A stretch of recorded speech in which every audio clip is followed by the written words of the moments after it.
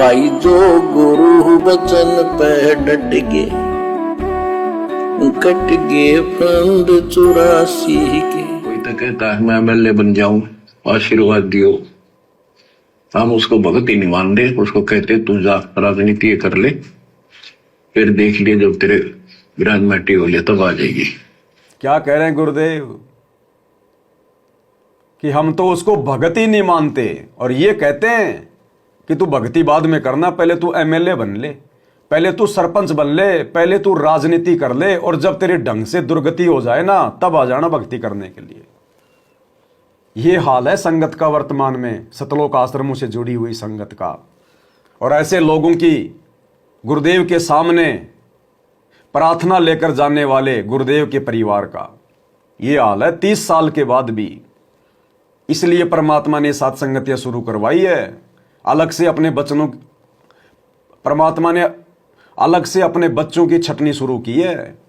ये सारी ड्रामेबाजियां देखकर आश्रम में भी यही चलता था, इसी प्रकार की प्रार्थनाएं।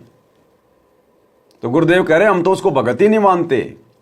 अब सोचो भाई और बहनों, अब वर्तमान में गुरुदेव के परिवार के द्वारा जो संगत से गंदी राजनीति करवाई जा रही है, कभी कांग्रेस को वोट डलवाना गुरुजी का आदेश बताकर, कभी बीजेपी को वोट डालना गुरुजी का आदेश बताकर, नरेंद्र मोदी की रैलियों में भक्तों को बसों में बैठा कर ले जाना गुरुजी का आदेश बताकर। अब सोचिए, क्या ये आदेश वर्तमान में आपके गुरुदेव के हैं? क्या हिसार जेल से हमारे गुरुदेव ऐसे आदेश देंगे? गुरुदेव तो इस गंदी राजनीति से कितना दूर हैं, कितनी नफरत करते हैं परमात्मा। राजनीति तो काल का रूप है, काल का रूप है। तो सोचिए वर्तमान में ये सारे आदेश कौन दे रहा है? ये कमांडर बन के कौन बैठा है जो गुरुदेव के नाम की आड़ में संगत को ठग रहा है? इसको कहते हैं काल प्रेरणा। ये हैं वो काल के दूत, काल के एजेंट, जो हमें भगत दिखाई देते हैं, जो हमें कोऑर्डिनेटर दिखाई देते हैं, जो हमें गुरुदेव के बेटा बेटी भाई बंधु रिश्तेदार दिखाई देते हैं। अरे सतगुरु का विधान है, सतगुरु का सत्संग, सतगुरु के क्या विचार हैं। किसी भी महापुरुष को पहचानने के लिए उसके विचारों को सुनना जरूरी होता है।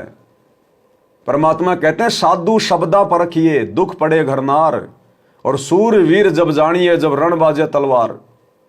मालिक कहते हैं संत की, भगत की, साधु की, उसके वचनों से, उसके वाणियों से, उसके शब्दों से उसकी पहचान होती है। तो गुरुदेव राजनीति के विषय में क्या शब्द कह रहे हैं कि यह आशीर्वाद हमारे पास नहीं मिलेगा गंदी राजनीति का, यहां तो भक्ति करनी है तो आओ। तो सोचिए बरवाला कांड 2014 के बाद और 2024 तक जो ये गंदी राजनीति करने के पीड़े पर्चे, कोऑर्डिनेटरों की तरफ से आदेश, गुरुजी के बेटा बेटियों की तरफ से भक्तों को राजनेताओं के पीछे लगाना, सोचिए ये ज्ञान विरुद्ध आदेश संगत को कौन दे रहा है? अब समझ में आ जाने चाहिए भाई और बहनों, इस भक्ति मार्ग पर सत्संग चलेंगे, सत्संग, किसी कोऑर्डिनेटर के आदेश नहीं चलेंगे, किसी के बेटा बेटी के आदेश नहीं चलेंगे। ये भक्ति मार्ग है, भक्ति मार्ग, और सत्संग इस भक्ति मार्ग का संविधान है। और यह सत्संग रूपी संविधान आज भी चलेगा और कल को गुरुदेव के जाने के बाद भी चलेगा। और जो भगत भाई बहन इन सत्संगों के आधार से चलेगा, भक्ति करेगा, वो अंत में जीत में रहेगा। बाकी 90% संगत धोखा खा चुकी है, धोखा। तो क्या कह रहे हैं गुरुदेव राजनीति के विषय में? अब सोच लो। ये है वो तत्व ज्ञान जो सार निकाल कर दे दे आपको। कोई तो कहता है मैं एमएलए बन जाऊं, आशीर्वाद दियो। हम उसको भगत ही नहीं मान रहे, उसको कहते तू जा राजनीति कर ले, फिर देख लिए जब तेरे विराज माटी हो लिया तब आ जाएगी। तो हमारा नियम हमारे भगवान का बताया है, जितने हमारा नियम हमारे भगवान का बताया हुआ नियम है। ये नियम है गुरुदेव का, परमात्मा का नियम है कि भक्ति में साथ में राजनीति नहीं चलती।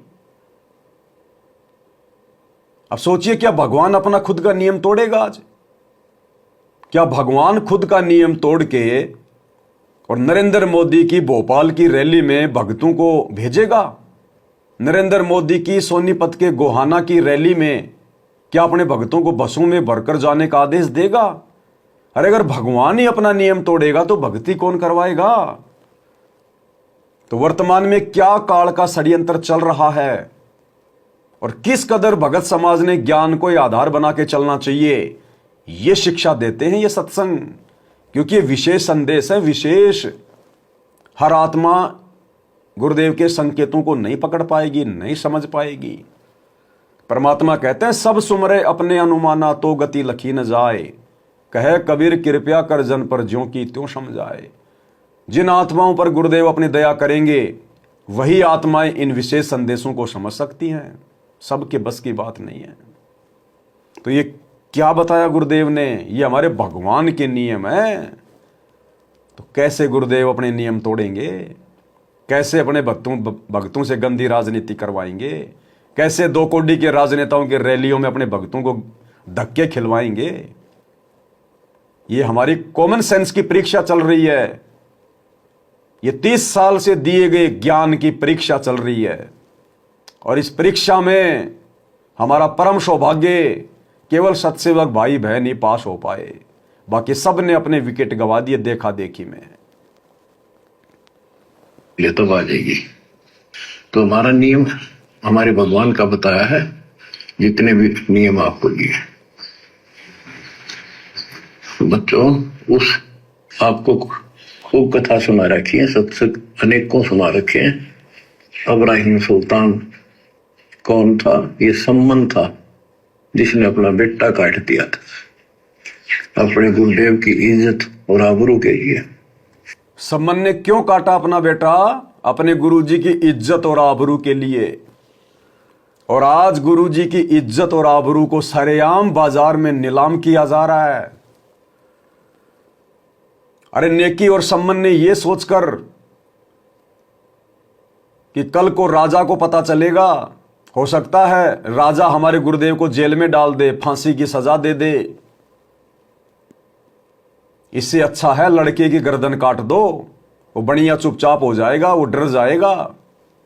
अपने गुरुजी की इज्जत आबरू के लिए कि हम गुरुजी को भोजन तो हम करवा नहीं सके, उल्टा हम इनको जेल करवा देंगे।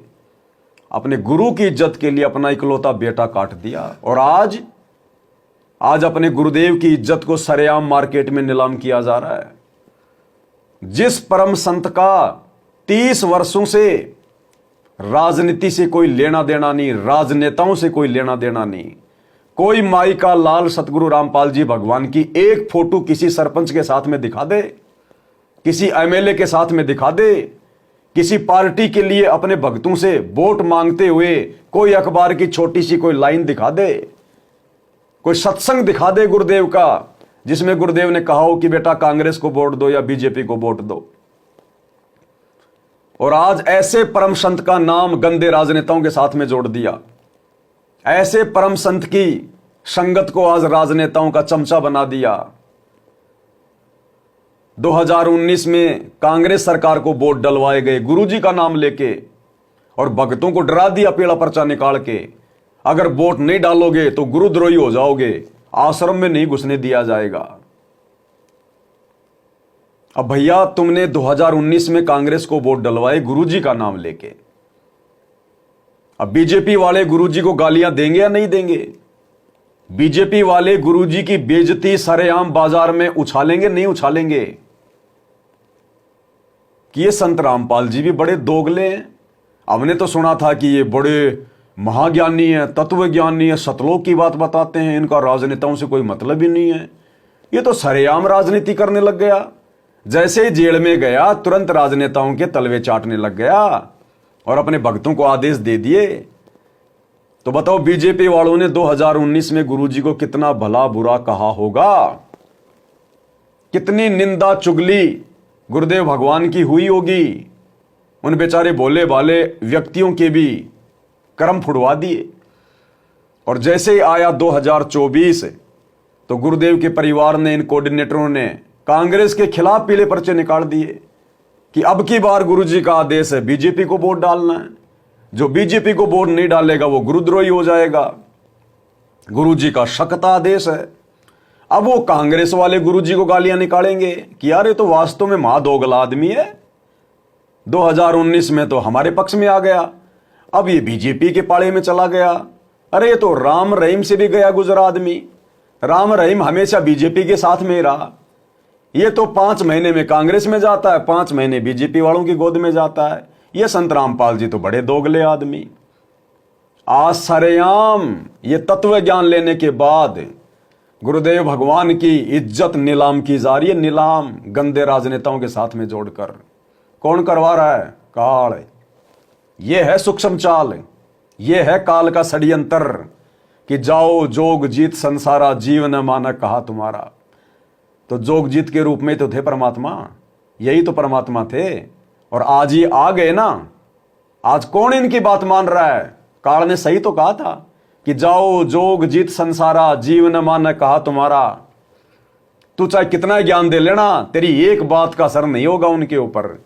तू कहेगा बच्चों राजनीति नहीं करनी, राजनीति नहीं करनी, हमारा राजनीति से कोई लेना देना नहीं है बच्चों। भक्ति में राजनीति हानि का सौदा है, भक्ति में राजनीति हानि का सौदा है। लेकिन तुम्हारी कोई बात नहीं मानेगा, तुम्हारा ही नाम ले लेके उल्टा तेरे भक्तों से राजनीति करवाएंगे। आज वो ही हो गया। तो गुरुजी के क्या विचार है राजनीति को लेकर पिछले 30 वर्षों से, एक नजर डाल लो छोटी सी। जाते हैं वो अपना जीवन नाश करते हैं, कहते हैं जैतन राजपाट भी चाहिए हमारा धर ले ध्यान। वैसे तो हमने राजपाट की आवश्यकता नहीं, सबसे बड़ा हानि का सौदा है जो राजनीति में जाते हैं वो अपना जीवन नाश करते हैं। भक्त को राजनीति के आसपास भी नहीं जाना चाहिए। वोट देना हो नेक आदमी देखकर वोट देना, किसी ऐसे भाव में भावुक होकर किसी के कहने से और या कोई पार्टी विशेष देखकर आप अपना वोट देकर पाप के भागी मत बनना, क्योंकि आपके द्वारा दिया गया वोट से जो चुना हुआ व्यक्ति है यदि वो गलतियां करता है तो उसका रेशो में पाप आपको भी लगेगा। तो ये ध्यान रखना है, अपने वोट का सदुपयोग करना है, करो कितना, क्योंकि राजा तो एक चुनना ही पड़ेगा व्यवस्था बनाए रखने के लिए, इतनी सी बात। लेकिन स्वयं उस व्यवस्था में सड़ना नहीं, आपने परमात्मा पाना है, यहाँ से मन हटाना है। और यहाँ के राजाओं की क्या स्थिति है, हम इतिहास पढ़ा करते हैं। मोहम्मद गौरी ने इतनी बार चढ़ाई करी, 16 बार चढ़ाई करी, फिर विजयी हुआ, विजय होकर के कला तोड़ दिया, इतने तो मानस आदमी मरवा दिए और 5-7 वर्ष से राज्य करा, फिर मृत्यु को प्राप्त हो गया, गधा बना अंडा। वही क्या था मोहम्मद गौरी। तो हम इन बकवादों को याद करके उन इतिहासों को अब दोहराएंगे। अब हम उन बकवादों को याद करके उन इतिहासों को दोहराएंगे और इस कलयुग की पिछली पीढ़ी में हम गलतियां नहीं करेंगे, ना किसी के झांसे में आएंगे। तो सतगुरु के तो वचन क्या हैं राजनीति को लेकर, और सतगुरु का कलयुगी परिवार काल प्रेरणा से भगत समाज से क्या करवा रहा है, इतना स्पष्ट आपकी आंखों के सामने है। उसके बाद भी यदि हमारी आंखें नहीं खुल रही हैं तो वे काल सिर पे बैठा है। तो 90% संगत जो आज गुरुदेव की गैर हाजिरी में इन सतलोक आश्रमों में जा रही है, उनके प्रत्येक आदेशों को फॉलो कर रही है, पीले पर्चों को गुरुजी का आदेश मान रही है, कोऑर्डिनेटरों को अपना भगवान मान रही है, सिर पे काल बैठा है, काल। अब परमात्मा कहते हैं अगर वोट डालना है तो नेक आदमी देखकर वोट डालो। अरे नेक आदमी जब हमारे भगत ही नहीं रहे तो जगत में कोई नेक आदमी कहां होगा। अरे सतगुरु से इतना ज्ञान लेने के बाद जब भगत ही राजनीति में घुस रहे हैं, राजनेताओं के चमचे बन रहे हैं, तो जगत में नेक आदमी कहां मिलेगा। तो किसको वोट डालें। और स्पष्ट कर दिया गुरुदेव ने कि आपके द्वारा चुना गया व्यक्ति यदि गलतियां करेगा उसी अनुपात में आपको भी कर्म भोगने पड़ेंगे। तो बताओ ये वर्तमान के राजनेता तो बनते किस लिए हैं? 2 पैसे खाने के लिए, अपना जो है मतलब कि घर बनाने के लिए, उल्टे सीधे काम करने के लिए। कोई सरपंच बन जाता, कोई एमएलए बन जाता, सबसे पहले तो वो उसकी ये कोशिश है कि मुझे दारू के ठेके का लाइसेंस मिल जाए, मुझे बियर की फैक्ट्री खोलने का लाइसेंस मिल जाए। कितने लोगों को सताएगा, कितनों को दुखी करेगा। सरकार देगी उसको 5 करोड़ रुपया रोड बनाने के लिए, 2 करोड़ खा जाएगा, 3 करोड़ की रोड बना देगा, कितनों को रिश्वत देगा। तो वो पाप फिर हमें भी भोगने पड़ेंगे। तो हम क्यों ऐसी व्यवस्था में सड़ें? अरे बाकी दुनिया बतेरी है, वो चुन लेगी अपना राजा, चुन लेगी अपना एमएलए, हम नहीं वोट डालेंगे तो क्या हो जाएगा? तो ये है सतगुरु का ज्ञान। और आज सतगुरु का परिवार क्या करवा बैठा भगत समाज से। भाई और बहनों, वापस सतगुरु की तरफ लौटना 90% संगत के लिए बड़ा मुश्किल है, बहुत मुश्किल है। काल ने बुद्धि चारों तरफ से लॉक कर रखी है। अगर भगवान दया कर दे, सतगुरु दया कर दे, तो कोई आत्मा उधर से निकल के साथ संगति में आ सकती है, अन्यथा भाई ये जन्म अपना बर्बाद। भाई जो गुरु बचन पे डट गए, कट गए फंद 84 के, कट गए फंद 84 के, कट गए फंद 84 के। भाई जो गुरु बचन पे डट गए, कट गए फंद 84 के, कट गए फंद 84 के, कट गए फंद 84 के। भाई जो गुरु बचन पे डट गए,